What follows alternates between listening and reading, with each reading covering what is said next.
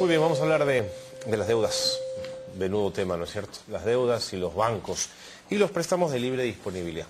Para esto hemos invitado al señor Fernando Arrunategui, decano de la Facultad de Gestión del Instituto San Ignacio, que nos acompaña. ¿Cómo está, señor Arrunategui? Buenos días. Buenos días, bienvenido. Muchas gracias, Carlos, por la invitación.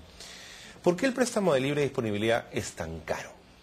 A ver, primero hay que ubicarnos dentro del tipo de créditos dentro del cual está el crédito de libre disponibilidad. El crédito de libre disponibilidad se enmarca dentro del grupo de crédito de consumo. Este tipo de crédito está dirigido generalmente a personas naturales que no desarrollan una actividad empresarial formal, por lo menos, ¿no? Porque para los que desarrollan actividad formal están los créditos MIPES, los créditos para mediana, pequeña empresa y hasta microempresa. Este tipo de créditos, al ser multipropósito, es decir, no tener un objetivo tan claro como comprar un vehículo, comprar una vivienda, no tienen un respaldo que esté expresado en un bien. Entiendo. No hay garantía que entregar, digamos. Así es. Okay. Al no haber un bien detrás del crédito, el riesgo que asume la entidad financiera es mayor y por lo tanto para cubrir ese riesgo se cobran tasas más altas que los que se podrían cobrar por créditos que sí tienen un respaldo en un bien físico, ¿no? Porque si un crédito vehicular y uno pago el carro es la garantía, en el hipotecario es la propiedad, pero en un multipropósito difícil saberlo, ¿no? Exacto, porque justamente el diseño del producto está encaminado a cubrir esas necesidades que tenemos distintas a compra de vehículo o vivienda y que permiten a las familias, por ejemplo, la adquisición de algún tipo de electrodoméstico de alto valor, materiales para hacer mejoras en la vivienda, muebles, que en muchos casos significan una inversión importante y por eso este tipo de créditos está disponible. A propósito, que viene la matrícula escolar, por ejemplo, ese sería un propósito para poder de repente hacer el pago de pronto de todo el año escolar o de todo el ciclo en el instituto o en la universidad y para eso existe este producto, ¿no? ¿Hay topes en los préstamos de libre disponibilidad? ¿Por lo mismo que son préstamos sin garantías? Correcto. Normalmente se toma en cuenta dos variables esenciales, ¿no? Primero, el nivel de endeudamiento de la persona que solicita el crédito y segundo, su nivel de ingresos. En base a estas dos variables podemos ya definir un plazo adecuado. Me explico. Si la persona tiene 0 deudas y un ingreso disponible, digamos, de 1.500 soles, la deuda que podría asumir aconsejable, que esto es en realidad más que una fórmula matemática, un consenso en el sistema financiero, sería el 30% de su ingreso neto. De acuerdo. Digamos, si 1.500 era su ingreso neto, estamos hablando de aproximadamente 500 soles. Endeúdate por eso, pero no más, porque luego el día a día, la vida cotidiana va a ser muy difícil con tanta deuda. Exactamente. Entonces, si ya tenemos las dos variables, 0 deuda, caso hipotético, y de los 1.500 netos, el 30%, aproximadamente 500, quiere decir que esta persona va a poder pagar 500 mensuales durante un periodo de tiempo. Correcto. El monto del crédito que esta persona pida va a determinar el plazo al cual puede asumir la deuda. Si la deuda era de 4.000 soles, sin intereses estaríamos hablando de alrededor de 8 meses, ¿de acuerdo? Si fueran 5.000 soles, ya va creciendo 10 meses, porque lo que se mantiene constante es su capacidad de pago. Son 500 soles. Él puede pedir mucho o un poco en cuanto al monto total del préstamo, pero su capacidad de pago aconsejable es 500 soles y eso hace que si pide montos mayores, el plazo aconsejable sea más largo. Correcto. Para que pueda pagar la deuda sin problemas. Esas dos variables se juntan y se puede definir el plazo para que los montos no excedan ese 30%. De acuerdo. Ahora, las tasas que ofrecen los bancos para préstamos de libre disponibilidad varían muchísimo, ¿no es cierto? Hay un espectro muy grande. Pero hay tasas que bordean el 60%.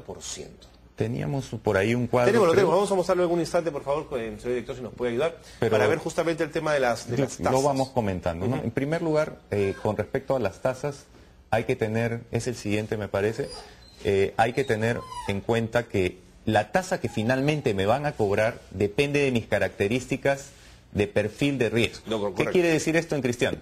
Cada persona tiene un nivel de endeudamiento y tiene un nivel de ingresos, que lo hemos comentado, pero además, una tercera variable entra aquí para definir el perfil de riesgo, tiene un comportamiento en el pasado. Entiendo. Eso se llama historial crediticio. Quiere decir, esta persona ha tenido créditos y nunca ha tenido ningún problema para pagarlos a tiempo. Entonces su historial crediticio es bueno. Consideramos su nivel de ingresos y su nivel de endeudamiento y eso determina un nivel de riesgo menor para la entidad. Ese perfil de riesgo es individual. Las tasas que nosotros hace un momento veíamos en el cuadro que está luego de están configuradas de forma general. Son las tasas de tarifario. Ajá. Las tasas de tarifario en cuanto a bancos, por ejemplo, para un crédito de 5.000 soles a 12 meses está en promedio tasas máximas 45.31. Reitero que eso no es necesariamente lo que me van a cobrar a mí o a ti.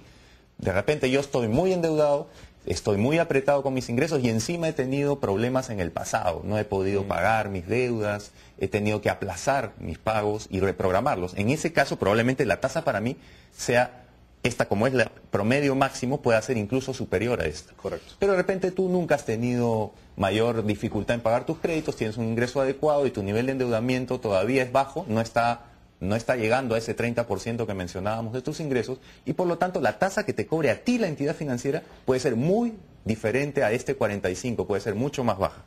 Ahora, a nivel general vemos que los promedios nos señalan que vamos de un extremo de 45.31 en bancos para este tipo de crédito de 5.000 soles a 12 meses a hasta un 88.63 en financieras. Obviamente, cuando vamos a cajas municipales, cajas rurales y pymes, las tasas van variando también. Entiendo. Y tienen una razón, distinta a la que he mencionado antes, que es que las fuentes de financiamiento con las que estas entidades logran sus recursos son distintas. Entiendo. Entonces, su costo de fondeo es mayor y por lo tanto las tasas también son mayores. Esto además del nivel de riesgo, ¿no?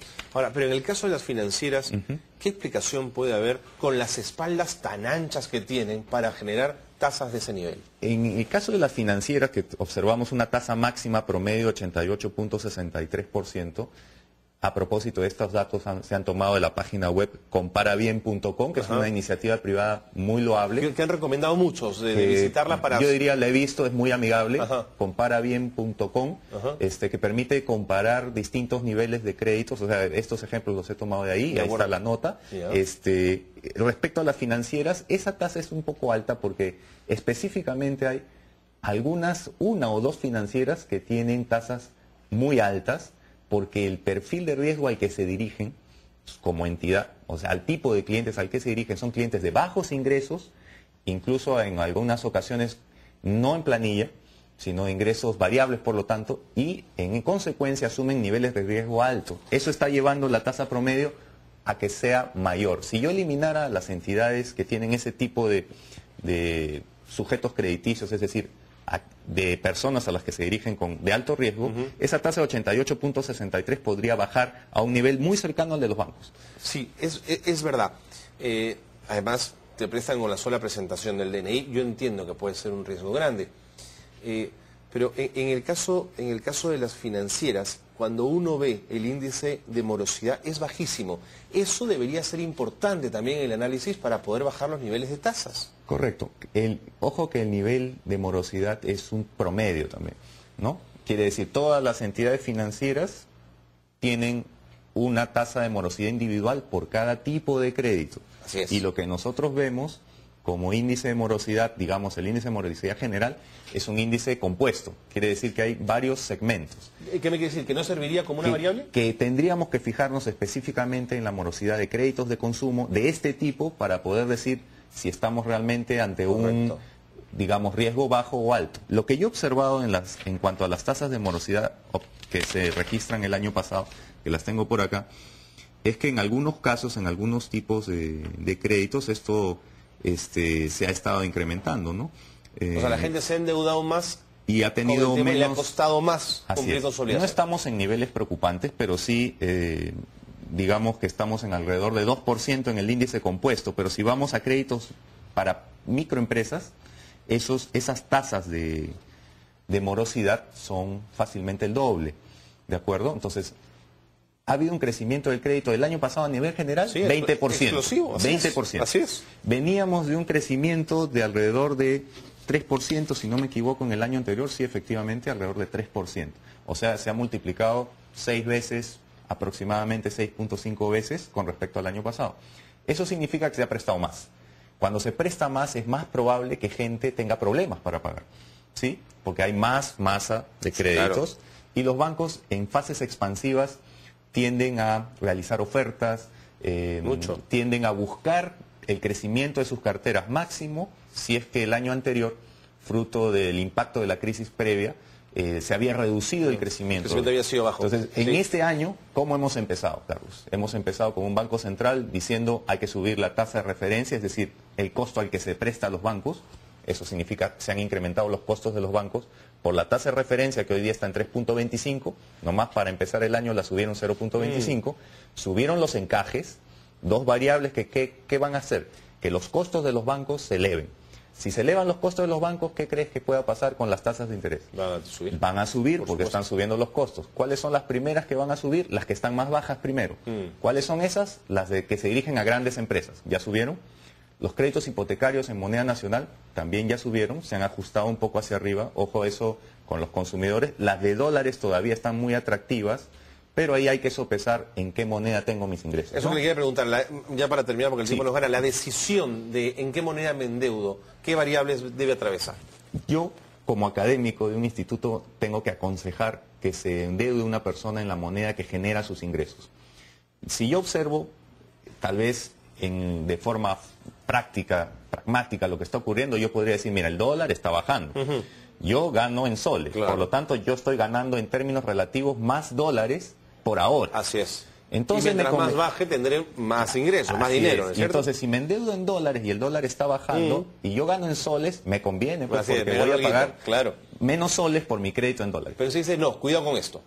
Todas las teorías económicas nos dicen que uno debe asumir flujos de pago, o sea, deudas, en función a sus flujos de ingresos. Por lo tanto, si yo gano soles y quiero vivir tranquilo, pues entonces me tengo que endeudar en soles. Si por el contrario quiero, entre comillas, como dicen los financieros, timbear un poco a que el tipo de cambio siga bajando, bueno, voy a vivir intranquilo y es posible que en el corto plazo, pues sí, se produzca lo que hemos dicho, se pague menos soles por esa deuda en dólares, pero no debido a que el dólar puede pasar en el futuro. Yo no aconsejaría eso, es jugar un poco con las expectativas, mucho menos en créditos de largo plazo. Correcto. O sea, un hipotecario en dólares en este momento a 20 años, sacarlo en dólares porque hoy el dólar está bajo, no lo aconsejaría. De repente un crédito de muy corto plazo, 2 o 3 meses, bueno, el riesgo de apostar ahí, timbear entre comillas, puede ser menor. Correcto. ¿No? Señor Ronetti, muchas gracias por haber venido. Encantado, Carlos. Y por hablarnos de estos temas que además están en el cotidiano de todas las familias. Muchísimas gracias. Gracias a ti. Hemos estado con Fernando Arrunategui, decano de la Facultad de Gestión del Instituto San Ignacio.